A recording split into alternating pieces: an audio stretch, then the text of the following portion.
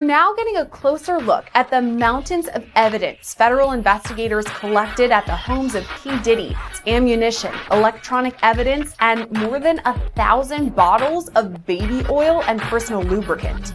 Can y'all help me? When has been a federal crime? I thought I told you that we won't. Make it make sense. We need to know the new rules.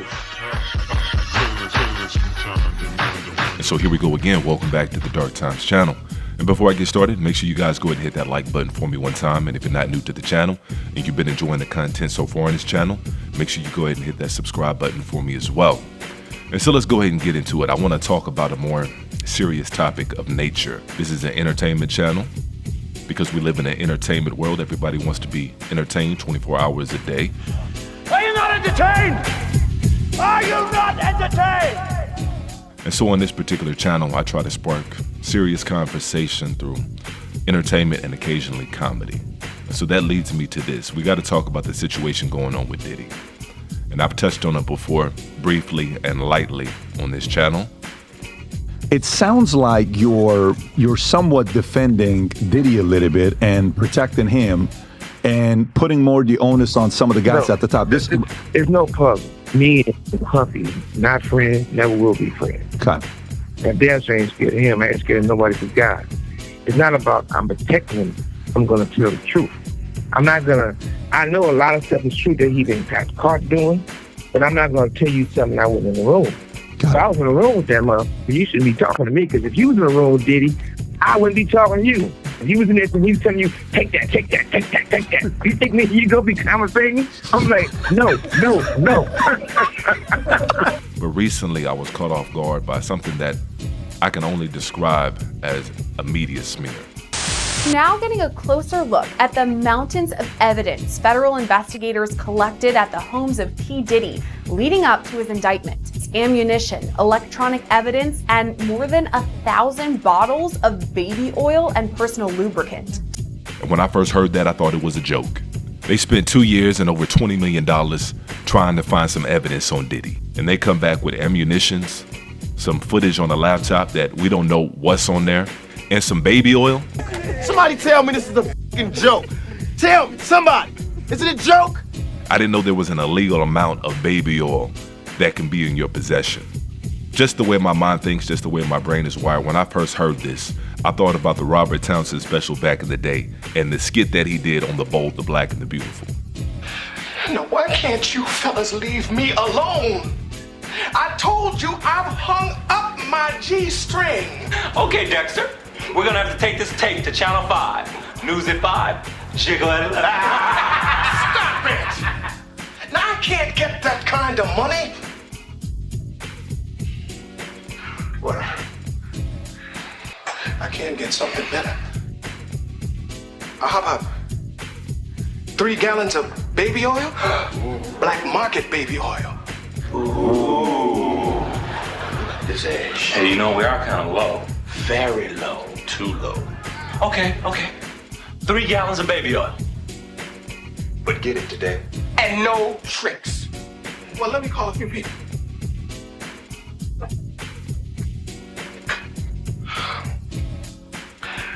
Hello, Juan, it's me, Dexter. Sí, ven acá a mi oficina, pronto, a las 5. Dame mi producto, Johnson & Johnson. And so it's getting to the point where you almost have to find the humor in some of this. Because it's getting out of hand.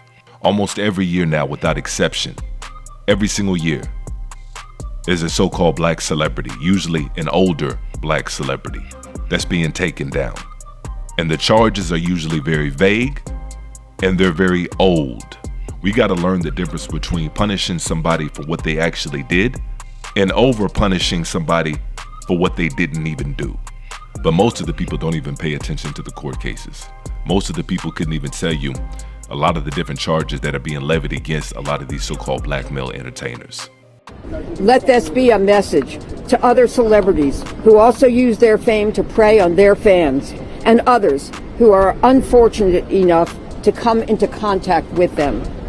You're also likely to face serious consequences for your criminal conduct. The issue is not if the law will catch up to you. The only question is when. See a lot of people, yay. I'm confused. The Cassie thing, I understand. I think you should definitely lock this nigga. I don't understand the other shit. Can y'all help me? When has been a federal crime? And I'm glad they told me. I didn't know there was a limit on baby oil. I'm getting a few, because we get ashy. But you get a massage or something or whatever. I don't know. I don't know. Please tell us the new rules for this. Because maybe they're not new rules, actually, because I think it was 1800s. There was this very famous boxer named Jack Johnson, and he was whipping ass. Everybody ass, but mostly white ass. He was whooping a lot of white ass. And he had a white Mae West. They couldn't stop this black. So they gave him trap. In the 1800s, taking white across the lines was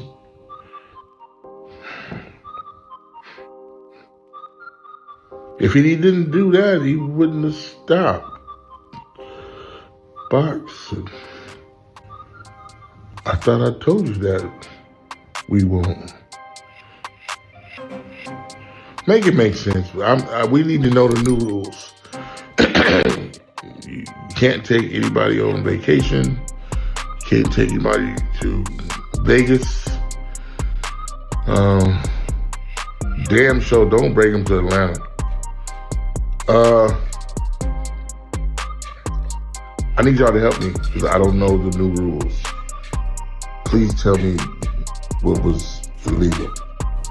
Because before it even gets to the courtroom, it's tried in the court of public opinion, over and over again. And the trend started with Cosby. He was guilty because enough people got paid to say he did it. And I'm not just talking about the alleged V's from 40 and 50 years ago. I'm talking about media pundits. I'm talking about comedians. I'm talking about, it's a long list of people that made money off of saying Cosby did something that they have no idea if he did it or he didn't do it. But they made money saying that he did because it was the popular thing to do. And so they rode the wave. And then what did they do? They moved on to Russell Simmons.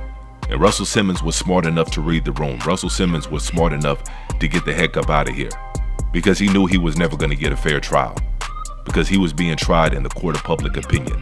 In this new era, in this modern era, once you get tried in the court of public opinion and you lose, it's a wrap. Because at that point, they can do anything they want to in the court of law and get away with it. There'll be no public outcry whatsoever because you've already been tried and convicted by your peers. Listen to me. And then they moved on to Kelly. And Kelly was an easy one because we all saw the tape from years ago. And whatever you believe on that, he was guilty. He was guilty of that. A lot of people saw him. And so we're like, he's guilty. And so because we saw him do something like that, he was already going to be guilty of any new charges that they can throw on him. And then they moved right along to Diddy. And once we saw that tape with Cassie, he was going to be guilty of any and everything that we can throw at him, regardless of what he actually did. It makes no difference. And so, like I said, a lot of these charges are extremely vague. And so we got to learn to take the emotions out of it and put our thinking caps on for a little bit. And just from a logical standpoint, which is why it's so genius that they do this.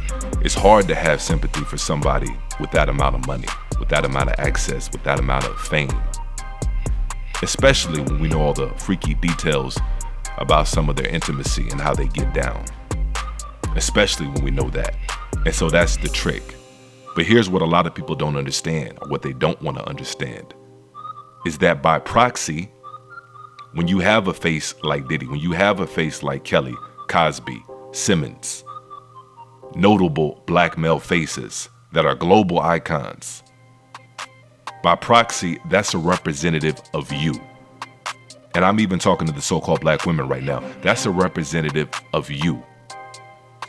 Your sons, your fathers, your boyfriends, whatever. And if they can't get a fair trial, with all the millions of dollars that they have access to, with all the high-powered lawyers that they have access to, then you're not going to get a fair trial. So a lot of people don't understand the trickle-down effect and what it's going to do. But when I look around on social media and I read a lot of these comments and I see some of these videos and these blogs, it's too late. I think it's a wrap already. It's already a wrap. And this is why Malcolm said what he said way back then.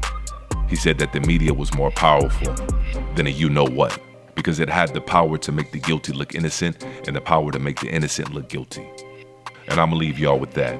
But make sure you guys go ahead and like this video. And if you're not subscribed to the channel, make sure you go ahead and do that as well. And as usual, peace and chaos.